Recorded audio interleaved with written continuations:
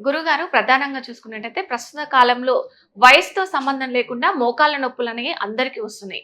దీనికి మీ ఆయుర్వేదంలో ఒక చక్కటి రెమెడీ ఏమైనా చెప్తారా? చక్కటి ప్రశ్న అడిగారు. ఈరోజు ప్రపంచవ్యాప్తంగా హ్మ్.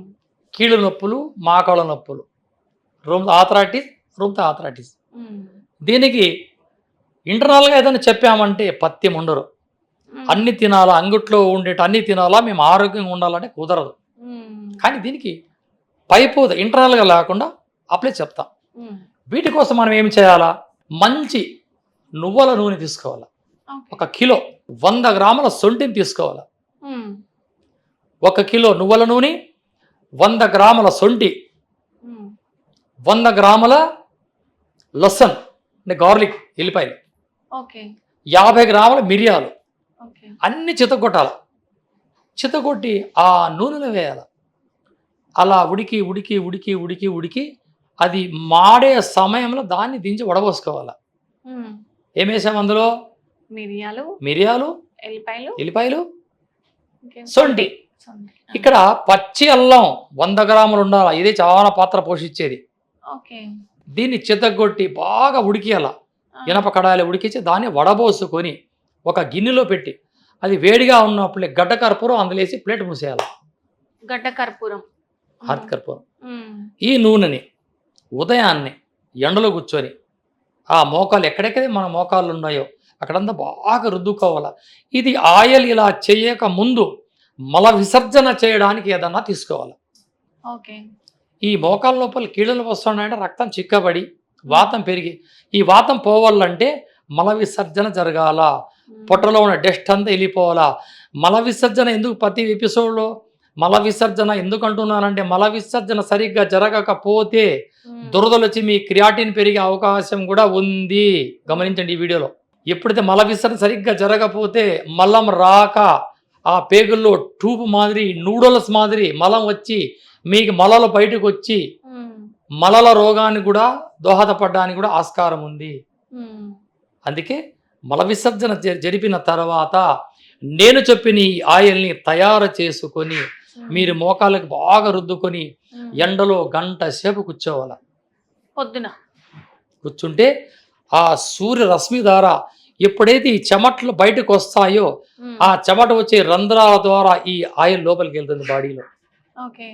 ఈ విధంగా చేసుకుంటే ఈ మోకాళ్ళ కిట్ కిట్ అని శబ్దం రావడం, ఈ హ్మ్. మోకాళ్ళ పట్టేయడం, హ్మ్. కింద కూర్చోలేకపోవడం, హ్మ్. కింద బేసిన్‌లో లెట్రిన్ కూర్చోలేకపోవడం ఈ సమస్యలన్నీ దూరం అయితాయి. హ్మ్. సింపుల్. అద్భుతమైన రెమెడీ. ఓకే. ఏ వయసు వారైనా వాడొచ్చు ఈ ఆయిలు. దీన్ని ఇదే ఆయిల్‌ని పొడుగాళ్ళకి హ్మ్. బయట నిలబెట్టి బాడీ అంతా బాగా ఆయిల్ పూసి హ్మ్. ఎండలో నిలబెట్టి వేడి వేడి నీళ్ళతో స్నానం చేపిస్తే హ్మ్. పిల్లగాళ్ళు ఎంత హుషారవుతారు. హ్మ్. బాగా కష్టపడే మగోళ్ళు ఉంటారు.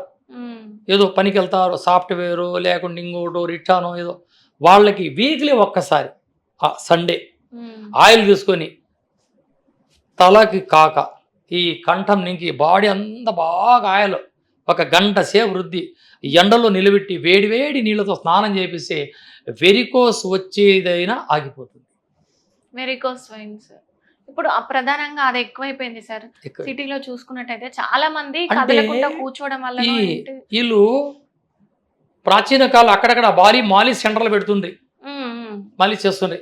ఈ అవును. నాయి బ్రాహ్మణులు హ్మ్. అక్కడ కొట్లు రూ. 5కి, రూ. 10కి మంచి వంట అంతా బాగా మాలిష్ చేసేవాళ్ళు. హ్మ్. బాగా మాలిష్ చేస్తే ఎప్పుడైతే ఈ స్కిన్ కింద హ్మ్. పొరలలో క్లాట్లు ఉంటాయి అవన్నీ కరిగిపోతా అండి.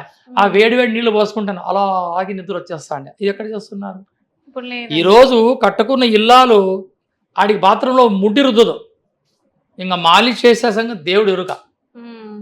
కానీ ఒకరు చేస్తారు ఒకరు చేయరు అనే విషయం కాదండి. ఈ ఆయిల్ తయారైన తర్వాత మనమే పూసుకోవచ్చు. అవును. పూసుకొని బాగా ఎండలో ఉండండి గంట సేపు. వేడి వేడి స్నానం చేయండి. సీకాతో స్నానం చేయండి. ఈ షాంపూలు పక్కన పెట్టండి. ఈ హ్మ్. సీకాయతో స్నానం అలవాటు చేసుకోండి. హ్మ్. ఎంతో అద్భుతంగా మీ శరీరానికి సలవ చేస్తుంది. హ్మ్. ఇది నా అనుభవం గల రెమెడీ.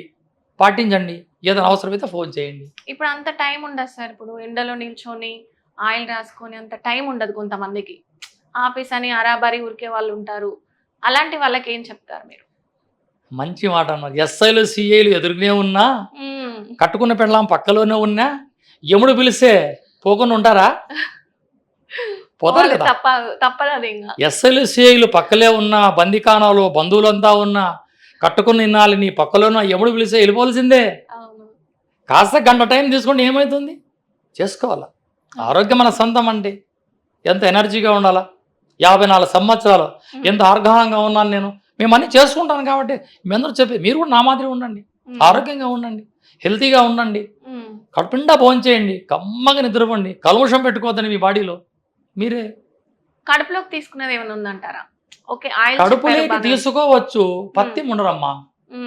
కడుపులోకి తీసుకోవచ్చు అల్లం బెల్లం, 100 గ్రాముల అల్లం, శొంఠి 100 గ్రాముల శొంఠి, 100 గ్రాముల బెల్లం మెత్తగా మిక్సీలో నూరండి. దాన్ని రోజు 6 చెంచా గోరువెచ్చని పాలలో తీసుకోండి. ఈ ఆర్థరైటిస్, ఈ కీళ్ళు వాపులు వస్తూ ఉంటాయి, ఈ వాపులు తగ్గిపోతాయి. ఓకే, అల్లము బెల్లము రెండే. అల్లం ఒట్టి శొంఠి అమ్మ, ఒట్టి శొంఠి 100 గ్రాముల పౌడరు, 100 గ్రాముల బెల్లం, తాటి బెల్లం ఏదైనా సరే. ఇక్కడ తాటి బెల్లం ఎందుకంటానంటే ఇందులో గ్లూకోజ్ శాతం తక్కువ ఉంటుంది కాబట్టి మధుమేహ పేషెంట్లు ఈ మధ్య మోకాలు కీళ్ళు నొప్పులు ఎక్కువ, ఎందుకంటే వాళ్ళ బాడీలో ఐరన్ కాల్షియం ఉండదు. అందుకే తాటి బెల్లం యాడ్ చేసుకోండి. దీన్ని 1 చెంచా అలా గోరువెచ్చిన పాలలో కలుపుకొని ఏదో ఒక టైం తీసుకోండి. టిఫిన్ తిన్న తర్వాత, రాత్రి భోజనం తర్వాత తీసుకుంటే మీ దేహం వజ్రదేహంగా ఉంటుంది, కీళ్ళు నొప్పులు రావు. అల్లాని మించని ఔషధంబు లేదు రా జగత్తులో అన్నారు అగస్త్య మహాముని గారు. అల్లాన్ని అలవాటు చేసుకోండి. Thank you so much sir. నమస్తే. చూసారు కదండి, ఇది ఈరోజు బీఆర్కే హెల్త్లో ఉన్న విశేషాలు. ప్రధానంగా చూసుకున్నట్టయితే గురువు గారు గత 900 సంవత్సరాల నుండి వాళ్ళ పురాతనం నుంచి వస్తున్న ఆయుర్వేదంలో నిపుణులుగా ఒక 40 సంవత్సరాల నుంచి ఆయుర్వేదంలో ప్రాముఖ్యత పొంది ఉన్నారు. సో మీకు ఏదైనా డౌట్ ఉంటే స్క్రీన్ పై నెంబర్ ఉంది, గురువు గారిని సంప్రదించవచ్చు. ఏదైనా డౌట్ ఉంటే మీరు. Thank you so much.